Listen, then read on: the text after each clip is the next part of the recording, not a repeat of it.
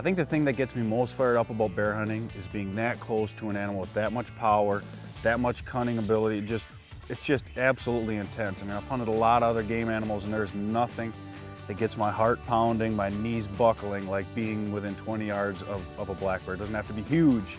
It just that close is awesome. But when there's an animal out there that's big enough and mean enough and tough enough to kill you, that ups the odds and it really changes your mindset when you're up there in the stand. Having 3,000 square miles is a huge allocation, and that allows us to manage our bear population, make sure that baits aren't overhunted, make sure that you've always got a lot of bears and your quality of bears in different areas stay high. It's just perfect black bear habitat. It's lots of feed and lots of cover, lots of swamps, and that's what grows big black bear. I spent a lot of time bear hunting before, but coming to this place in Manitoba, the overwhelming success they're having at this camp with color-phased bears is phenomenal. So if we can see a great color-phased bear, a potential shooter, maybe a little later on in the week, the rest of the week is just going to be absolutely great. The pictures that we have on these cameras of bears working at night, and they've been unreal. It just shows you the intelligence of these big black bears, and a hunter that's looking for a good colored bear, that's never seen a colored bear, maybe hunted black bear all his life, never seen a colored bear, we can try to give him that opportunity to get him in on a good bait that he has an opportunity of getting a 400-pound black bear or 400-pound colored bear. So these trail cameras tell you a lot, and it just seems that this area by my out camp here at Tan Lake, it's produced some beautiful color bears over the years, and knowing Luke, the good bow hunter that he is, we wanted to make sure that he had an opportunity or at least saw a color bear. The neatest thing about seeing a color-phased bear is A, how absolutely beautiful they are walking through the woods, and B, the rarity. A lot of guys hunt for a long time, never seen a color-phased bear, and when you see one, not that a black bear isn't beautiful, but there's something about a chocolate or a cinnamon coming through the woods that just it takes your breath away, it really does. It's about 4 o'clock, it's looking to be a great night, the weather's great, and it's gonna be exciting. The traditional way to hunt black bear, spring black bear over a bait, is afternoons. That's when they're most active, it's when they come into the bait, and it's when you're probably gonna get your best chance at seeing a big Bruin. Right before dark, he's gonna come in, push the other bears away, and take over the bait site. Day number 1, Rick put us on a stand that he said was loaded with color-phased bear. I've done a lot of bear hunting, I have yet to see a color-phased bear. In those first few hours, waiting for that first bear was nerve-wracking. I mean, the birds were flying around, the squirrels were yelling at each other at the bait. So those first few hours are mentally draining, and trying to stay focused can be an absolute chore, but I tell you, once that first bear walks out, regardless of how big it is, regardless of the color, it makes every second worth it.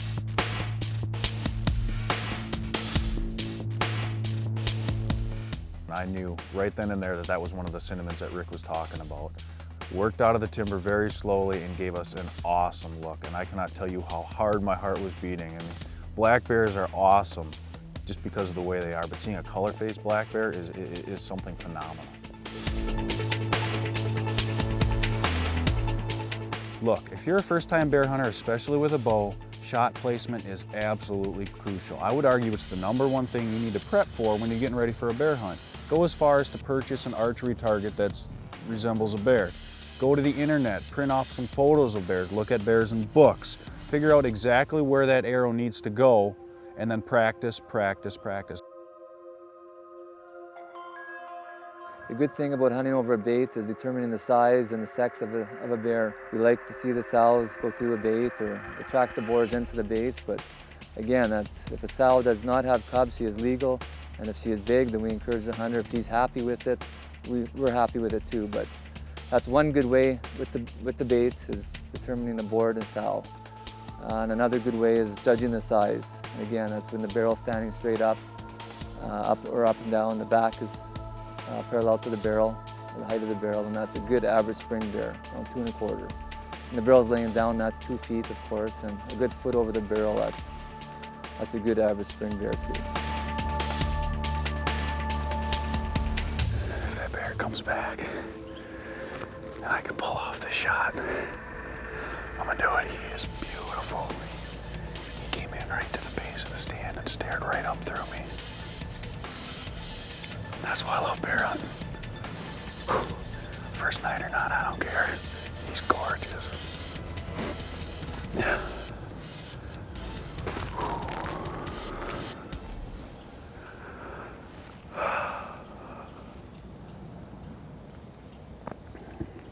Watch him not come back. North American Hunter is brought to you by Federal Premium Ammunition. Every shot counts. Matthews, catch us if you can. Mossy Oak, it's not a passion, it's an obsession. Nikon, the trusted name in optics. Game Hide, makers of the Freedom Sleeve. Hunting wear is all we do. Thompson Center, America's master gunmaker. And by huntingclub.com, the official site of the North American Hunting Club.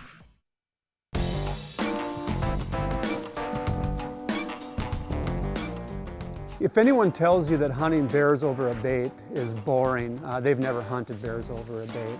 They're just coming out of hibernation, they're hungry, they're motivated to come to that bait, but they're also very wary. It's just a great show, it's great entertainment to see what goes on at these bait piles in the spring. It's no secret that when you're hunting whitetails, scent is of utmost importance. And when you're hunting black bears, I would argue it's even more important, because for a traveling hunter, watching your scent is very, very difficult, especially when you come up to Canada, you get all this stuff, you're trying to watch your weight. Using scent-proof bags, using sprays, covering your scent as much as you can will only give you the advantage, because those bears are close and their noses are absolutely phenomenal. They can't see very well, but what they can't see, they more than make up for with their nose. When you're setting up your equipment for a bear hunt, you can do the exact same thing as you would for a whitetail hunt. Your bows, your arrows, your broadheads, everything is absolutely the same. But the best part and my favorite part, you usually don't have to judge distance. You can crawl into your stand, look at the bait barrel, hit the rangefinder, and you're gonna know exactly how far that shot's gonna be. Day number 2, Rick has us back in the same stand we were in last night. Now, I did a lot of thinking, a little bit of sleeping last night. And if that cinnamon bear comes back in, I'm gonna definitely take a shot. Now, knowing my luck, we'll never see it, but it's the way it goes. There's a chance I was willing to take. That's what makes bear hunting so great. You never know what's gonna happen. Looking forward to finding out. And at about 5:20, here comes a bear. I heard the cracking, I caught the movement coming off from my left, and my heart went into overdrive, absolutely like that. I knew we had time, I didn't want to rush anything, so I sat there and I watched her for just a little bit, and she had no more than reached the barrel, and I felt one of those breezes come across my shoulders, and I literally watched it smack her in the face. She stood up, gave a little look in my direction, and literally crept a few feet off the ground into the bush, gone. And I thought, that's it, it's over. I figured she'd never be back. About an hour later, sure enough, here she come, and my heart soared once more, and I thought, as soon as she gives me a shot opportunity, I have to take it. I don't know how many strikes she's gonna give me, but pretty soon I'm gonna be out. The thing is with black bears, if you don't have a good clean shot, don't take it. What shot should you take? A slight quartering away shot with the front shoulder forward, or a straight broadside shot. That is the best shot to take. She fed for a while and fed and tried my patience absolutely to the end. I bet she fed for nearly 10 minutes. But finally, she came around the front of the barrel. I had time to get my nerves in check. I drew the bow.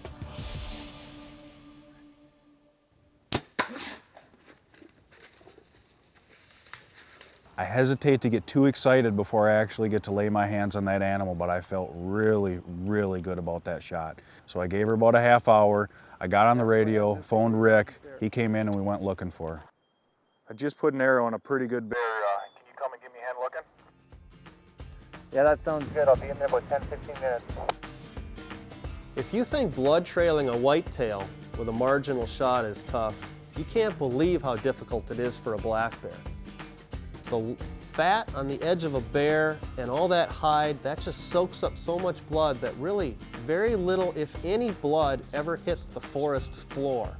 So after a bear runs off, mark it mentally, where did I last see it? Because I can almost bet you won't find any blood from the point of impact to that last spot that you saw the bear. Hey, look, I think we have a dead bear here. You got the bear? Yeah.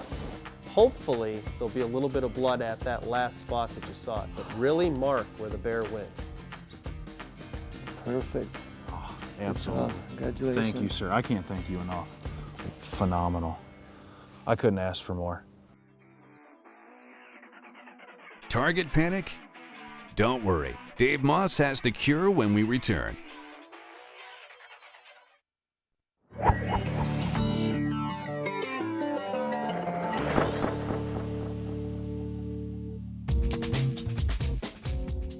Target panic. 2 words no bow hunter wants to talk about. Target panic is that affliction that causes a bow hunter not to be able to hold or float their bow sight pin on the bullseye.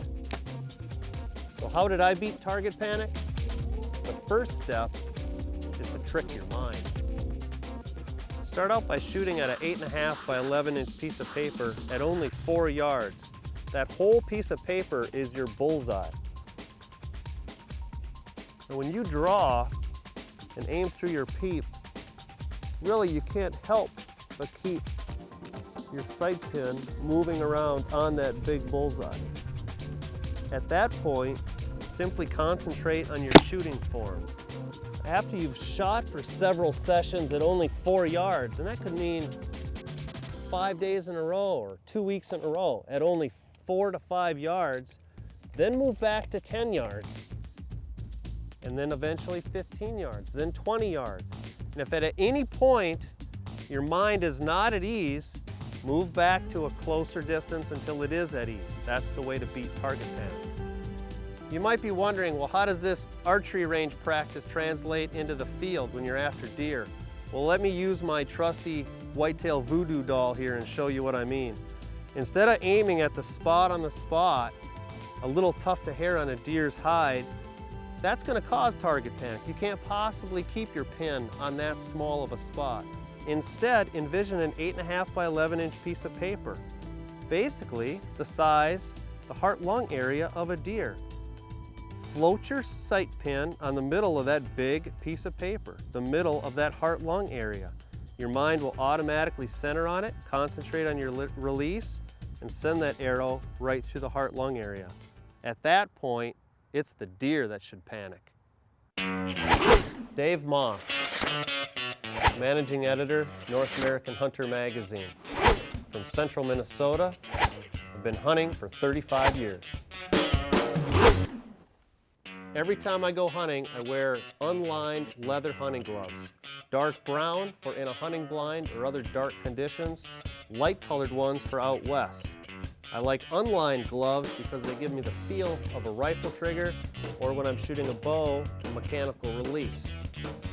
They keep the bugs off me, mosquitoes can't bite through them, cactus can't go through them, and I even waterproof them so they keep me dry. The following products have been field tested and approved by members of the North American Hunting Club.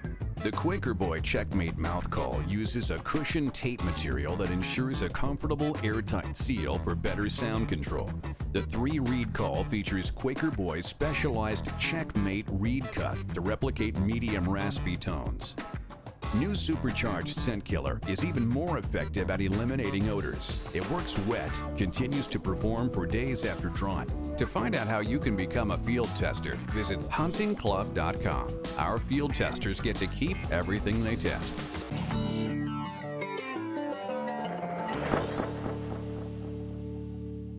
You don't have to look any farther than the cover of North American Hunter magazine to see the transformation that's underway among hunters in America. The modern sporting rifle is being welcomed into hunting camps far and wide. Sales of modern sporting rifles continue to be through the roof, but the good news is gun makers are finally catching up on the back orders, so you don't have to wait a year or more for yours. And if you're a fan of the MSR look and feel in your firearms, you'll probably want the same thing from your air gun. Take this Gamo SOCOM Tactical 177 model, for example. It features velocity of 1,200 feet per second with performance ballistic alloy pellets and 1,000 feet per second with lead pellets. There's an automatic cocking safety system with a manual trigger safety. The whisper noise dampening system provides up to 52% sound reduction. The stock is all-weather synthetic with an adjustable cheek piece and a ventilated recoil pad. The 3 to 9 by 40 scope is included and is matched with a laser sight and light. The SOCOM is also equipped with fiber optic front and rear sights. That all goes a long way in giving the Gamo SOCOM a firearms look and feel that so many of us are after. With proper sighting of the scope and laser, Gamo's truly adult air guns provide excellent accuracy to ranges as far as you care to shoot an air gun. Whether your end game is paper, tin cans, or even toothy critters, velocities like this make it all possible. Shooting an air gun that mimics the look and feel of your hunting and target firearms opens up so many opportunities for economical, safe, and meaningful practice. Then it's time to go hunting.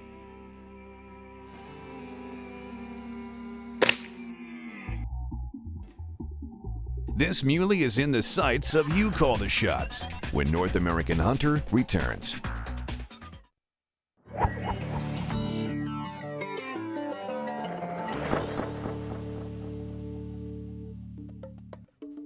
Mark, I'm so jealous of you now because you get to live in this country now. You get to see it almost every day of the year. That's my backyard.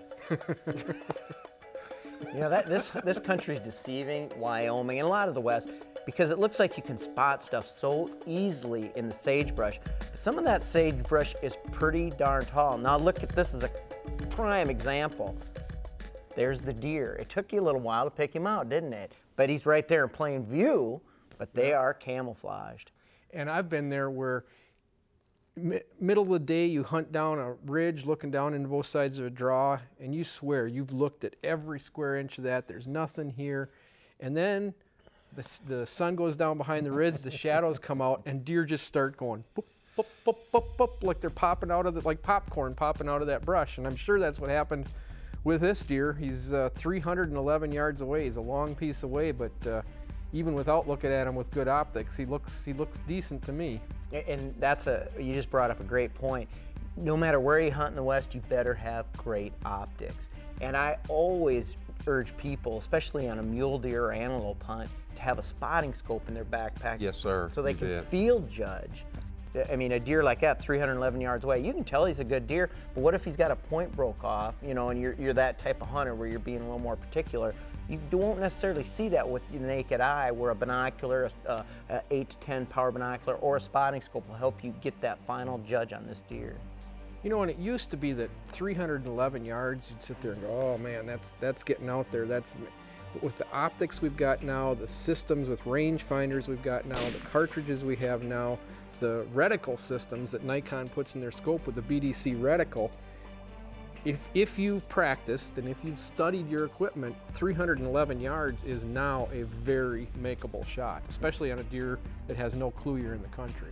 You're right, you know, just taking a good solid rest, but if you're gonna shoot at those ranges, go shoot those ranges before you go on those hunts. Practice, you know, learn practice, exactly what the practice. ballistics is on the cartridge that you're using with the gun that you're using. Just from looking at this deer without a binocular or anything, this is a good deer. Yes. But when he turns his head, You see those long front tines? man, this is a real exceptional mule He deer. is that. I saw that a while ago just as he was there. He turns his head and you go, oh my goodness, because if you're interested in score, that's where you really pick up a lot of inches. This is on that main beam Main and that beam front and fork. that front fork. You're right. That's dandy. Well, I'd say this is a shooting situation.